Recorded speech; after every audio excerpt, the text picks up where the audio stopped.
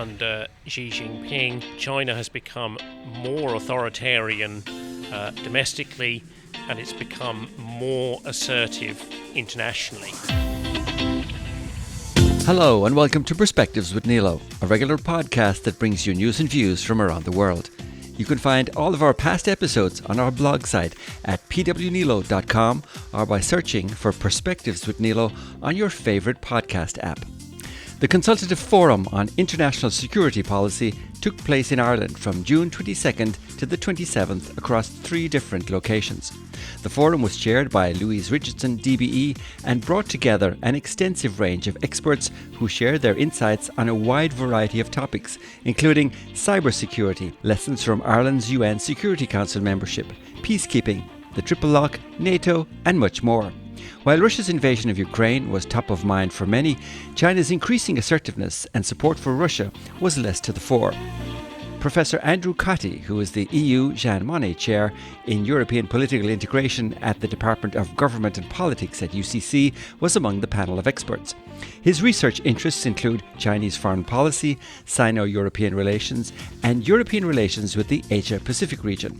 I sat down with him on the 3rd day of the forum in Dublin to talk about China's increasing assertiveness, the perception of China in Ireland, Confucius Institutes, and China's influence and disinformation operations in Ireland. So, Professor Cottey, thank you for talking with us today, and you're very welcome to Perspectives with Nilo. Thank you. Can I ask you, maybe to just start, what are your general impressions of the Consultative Forum on International Security Policy so far? I think it's been a very good exercise. It's often said that the debate on security and defence within Ireland is underpowered, underinformed. So hopefully, this is kind of strengthening the debate on these issues. Critics on the, if you like, the left or the peace movement side are arguing that the forum has been one-sided.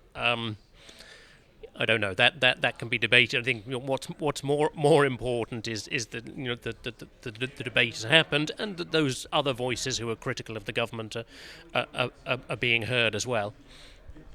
While I hear there's been a lot of discussion of Russia's invasion of Ukraine and how that impacts international security, there's been some, although a lot less discussion about the threat from China.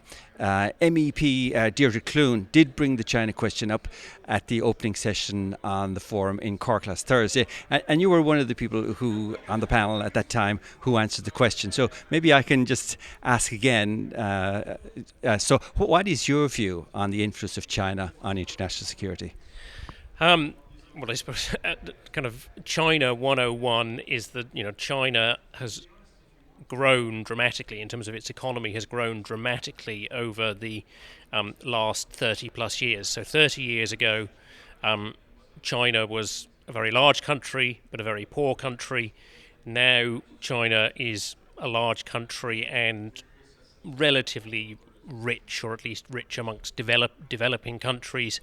And many people are saying that China is now a superpower. So do we live in a world of 2 superpowers, the United States and China, whereas maybe 30 years ago we lived in a world of 1 superpower? The second thing I would say, and this is a point that I made in the forum a couple of days ago, is that if you look at China over the last decade or so under Xi Jinping, China has become more authoritarian domestically, and it's become more assertive internationally. And that's not just my view. I think if you looked at most certainly Western China experts, they would take that view as well. So I think we all have to be conscious that China is a real key global player. It is an authoritarian state under a communist regime, and its foreign policy has become more assertive. So I think, we all at least need to be aware of China, let's put it that way, at a minimum. And in relation to the Russian invasion of Ukraine, Xi Jinping visited Russia. Xi Jinping hasn't called the invasion a war, or an invasion indeed. He's called it a crisis. I think only a month ago, 14 months on from the start of the war, he made his first phone call to Zelensky.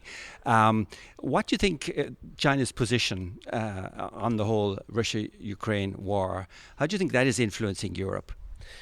So I think if you look at China's position on the Russian invasion of Ukraine, China has sort of sided with Russia, but to be fair to the Chinese, their position has been more nuanced in the sense that they have, argued in favour of sovereignty and against, in a sense, acts of aggression. So far as is known, China hasn't supplied arms to Ukraine, although there may be certain bits of technology and components and so on which are coming from China to Russia.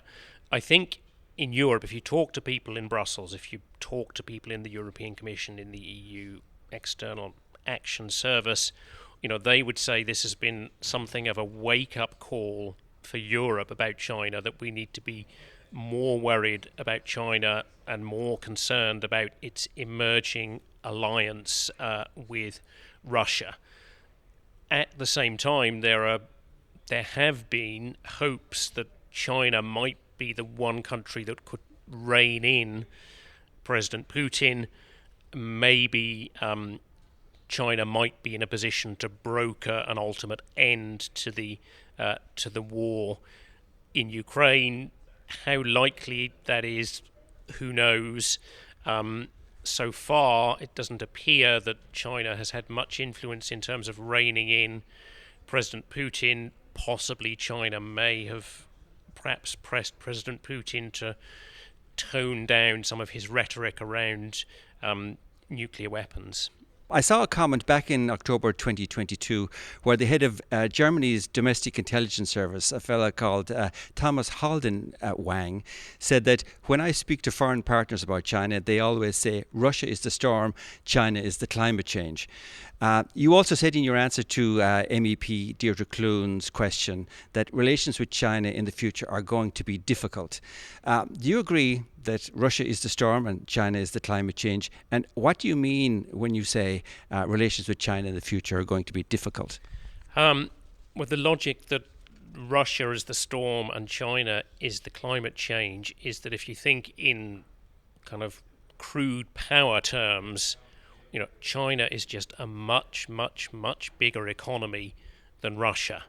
And, therefore, in global terms, China already matters in many ways, perhaps more than Russia, and is likely to continue to. Russia, in contrast, is economically relatively weak. I mean, the way I kind of always try and explain this to people is that if I wanted to sell you a Russian fridge or a Russian car or a Russian laptop, would you have any interest? So beyond gas, oil and weapons, Russia doesn't have very much to offer the world economically, whereas China matters much more. So that's, I think, the logic that China is the bigger challenge. And sorry, then I've forgotten the second part of your question. You said that dealing with them in the future is going to be difficult, and I just wanted you to expand a little on what you mean by that. So if you look over the past 25 years, the EU has developed what it calls a strategic partnership with China. So that meant trying to cooperate with China on climate change, on even things like peacekeeping, naval piracy operations off the coast of Somalia, economic development policy in Africa. So that was one logic which said, China is or can be Europe's partner. And I think those days in some senses are gone. Yes, we need to try and work with China on some issues. Climate change would be the most obvious one. But I think if you look at any range of issues, it's very difficult, to my mind, not to think that Europe's relations with China are going to be problematic. So if you take human rights, China has become significantly more authoritarian over the last decade. Amnesty International, Human Rights Watch, any human rights organisation will tell you this, and that's before you even get into the question of what's going on with the Uyghur Muslim population in Xinjiang, which is absolutely appalling. So Europe already has a big human rights issue with China. Secondly, then, on a range of regional and global issues, South China Sea, island disputes with Japan, Taiwan. China is taking a more forward position, and has been over the last decade, and that raises difficult issues for Europe. Maybe one broad thing to say is, within Europe there is a debate between, so that you can call it a kind of strategic triangle debate. Is there a strategic triangle between Europe, the United States, and China? And some people sometimes argue for a position of European equidistance, if you like, that Europe should be approximately equidistant between the US and China. Others argue that Europe is or should be closer to the United States. And I think my bottom line on that is that in the end, Europe has and is going to have more, probably significantly more, in common with the United States than it has with communist China.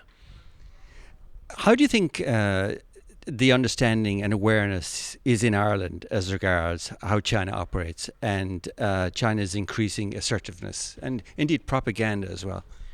I think there's probably a relatively low level of knowledge about China. And one way I think about this is that, if people know China and Chinese politics, they would know that actually in the Chinese system, there's no difference between the Chinese state and government on the one hand and the Chinese Communist Party. The Chinese Communist Party fully controls the Chinese government and the Chinese state.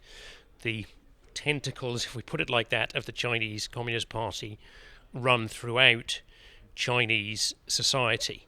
And I think that's kind of Chinese politics 101 for informed China observers.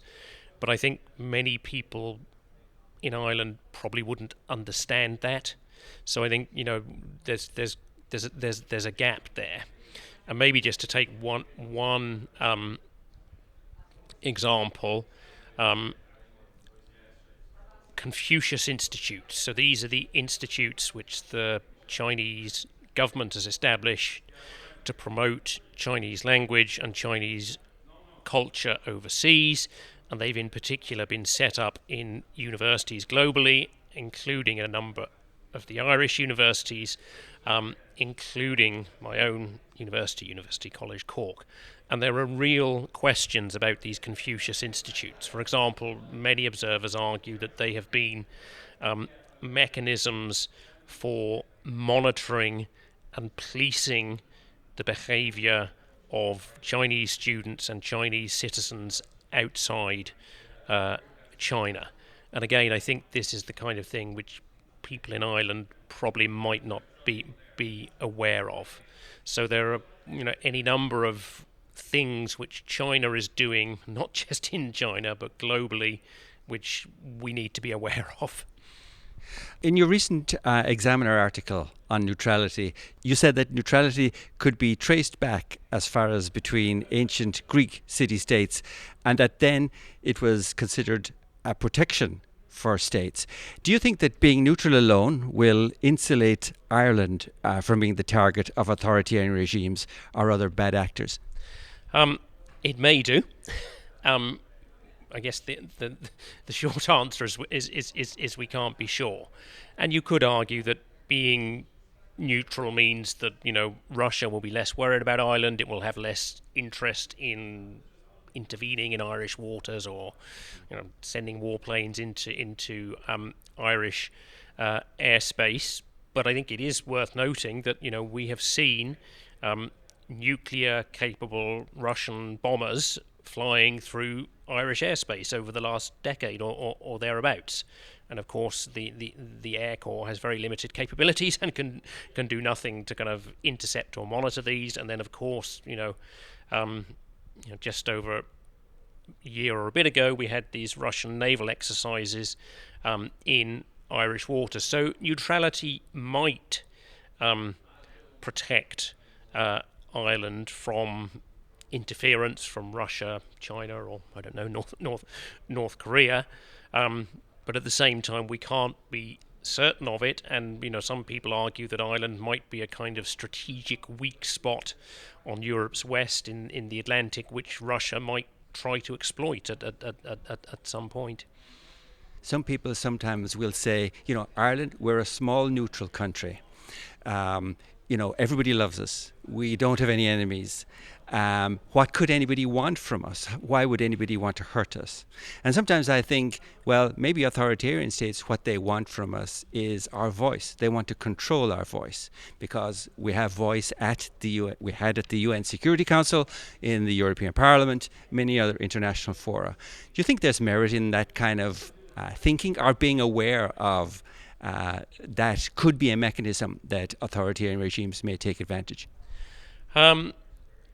I think there is something in that argument. If, let me put it this way, if Russia or China were able to peel the island away from the EU consensus on Ukraine, from Vladimir Putin's perspective, that would be a plus. So, you can see why, and I mean, it's not inconceivable that we may already have experienced Russian disinformation operations in Ireland. And how would we know? More broadly, the bit that comes to my mind is Northern Ireland. I think Russia, under its current leadership, has an interest in anything which destabilizes, causes instability, undermines NATO or the EU, or if you like, the West more broadly. Northern Ireland could be one of those points. So you could imagine at future, if we got to the point of some hypothetical referendum or series of referendums in the Republic and in Northern Ireland on future unification, that Russia might have interests in causing instability, stirring up trouble, and so on. So I think, disinformation is one of the things that people ought to be sensitized to, and thinking about where remarks on Twitter or elsewhere come from. I think there's some precedent for that also, isn't there? There were some Russian agents, I think, in a couple of years ago, they were sent home because of causing interference among factions in Northern Ireland. Indeed, and I mean, there seems to be at least some evidence that Russia may have intervened on the pro-Brexit side in the Brexit referendum in the UK in 2016.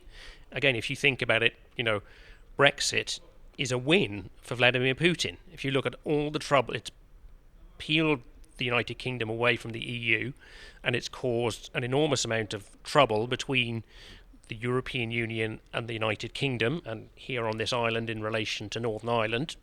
That's a win for Vladimir Putin as far as I can see.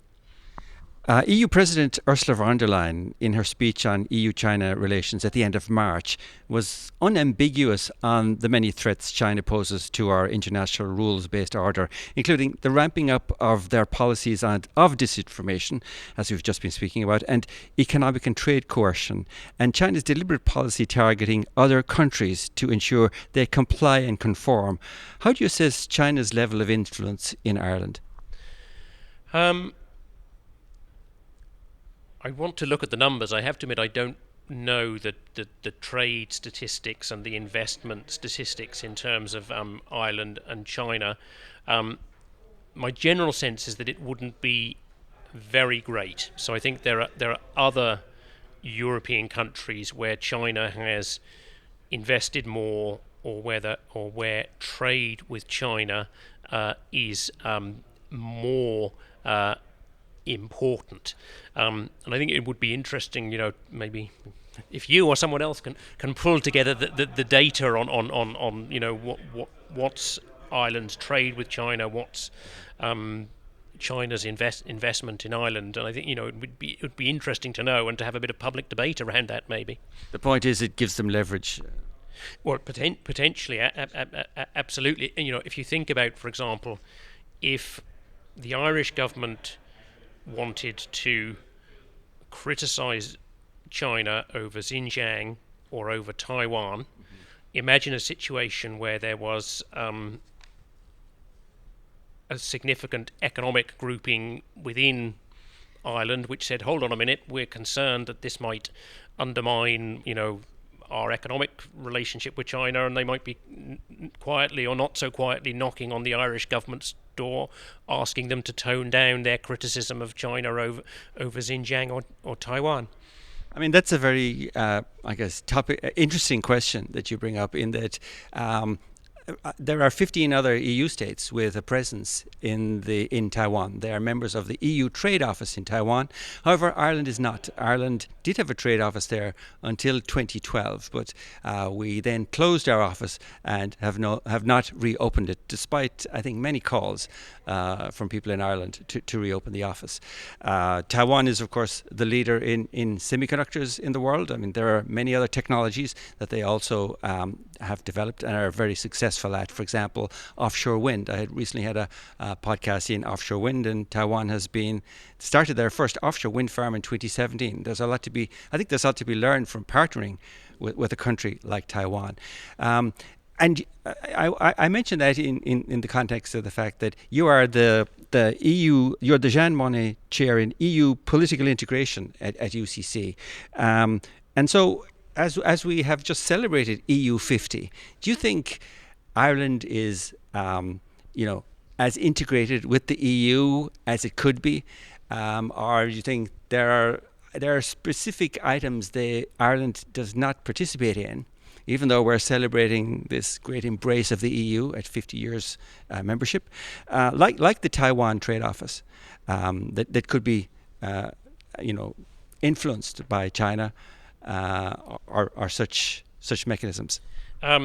So I mean, firstly, I can just more broadly. I mean, in general, obviously, Ireland, I think, has been an active and fully participating member of the European Union. But as we've heard in the debates at this forum, the EU's common security and defence policy is one of the areas where Ireland has been relatively cautious, if we put it like that, and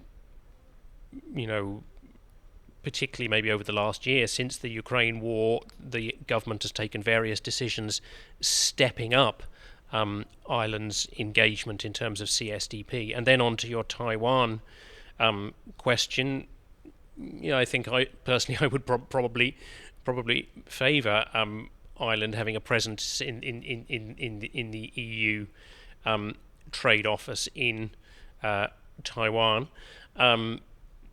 Again, what would be interesting to know is, has China ever been able to gently lean on the Irish government around this issue? And I mean, it whatever about the specifics of that, it's well known that the Chinese are, on the one hand skilled, but sometimes not very subtle in terms of, leaning on other countries not to do things vis-a-vis in engaging with Taiwan. Yeah, I think the reason it's a curious question is because following Nancy Pelosi's visit to Taiwan last August and the Chinese blockade of the island, there were several statements by the EU, including High Commissioner Joseph Borrell, who pretty much said, European states should intensify their trade with Taiwan. And I think his thinking is that, by having the more connections with Taiwan, it discourages any type of blockade because it affects the relationship with China also. And I think the EU has been very forthright in pursuing trade relations with Taiwan. And as regards the EU Chips Act, which was recently put into law, the EU Chips Act defines what it calls like-minded partners, building trade links and doing business with like-minded partners, and among them is Taiwan. So if you look at all these things and add up the facts, I may not be seeing them all, but it does seem that Ireland is quite an outlier when it comes to our presence in Taiwan. I think that could well be the case. I think you're certainly right that the EU is building up its relations with Taiwan. At the same time, I would say the EU is being somewhat cautious about this. So the EU is also, very aware of the whole one China question, and the need not to unnecessarily antagonize China. But that being said, nonetheless, the EU is gradually building up its relations with Taiwan, and it's interesting maybe in terms of the EU institutions, because one of the bits of the EU that's pushing this, I think in particular, is the European Parliament. The European Parliament, I would argue, has been strongly supportive of Taiwan and of stronger European engagement with Taiwan. And I think you might be correct that Ireland is something of an outlier on this, and it maybe goes back to the issue we discussed at the beginning of this interview, which is about levels of knowledge in Ireland. I think you asked about levels of knowledge of China, and maybe I argued that they're somewhat low. It would be reasonable to say that levels of knowledge of Taiwan in Ireland are even lower. And I think, if Irish people had more of an understanding that, Taiwan is an incredible democratic and economic success story over the last 30 years or so, and it's surely one that should be defended if one believes in democracy and believes in democracy as a global force. To my mind, Taiwan would be one of the great success stories of the last 30 years, and should be a people we are supporting. Professor Andrew Cottey is the EU Jean Monnet Chair in European Political Integration at the Department of Government and Politics at UCC, and was among the panel of experts at the recent Consultative Forum on International Security Policy. Following up on the question of trade statistics, a recent report from Eurostat on China-EU trade shows Ireland was the fourth largest EU state exporter of goods to China in 2022, with Germany being number one in absolute terms. Ireland is the only EU state with a positive trade balance with China, and on a per capita basis, Ireland ranks at number one with double the exports of Germany, a country often considered to be exposed to China. My sincere thanks again to Professor Cottey for sharing his valuable insights with us on Perspectives with Nilo. You can find out more about his work on our blog site at pwnilo.com, where we have linked his research profile, the Eurostat EU-China Trade Report, and some additional references for you to dive deeper. You can also follow Perspectives with Nilo on Spotify, iTunes, and most podcast apps, as well as on Instagram and Twitter. And we'd really appreciate a like or a follow if you enjoy our content. Well, that's where we leave it for now. Until the next time, thank you for listening. Slán agus beannacht.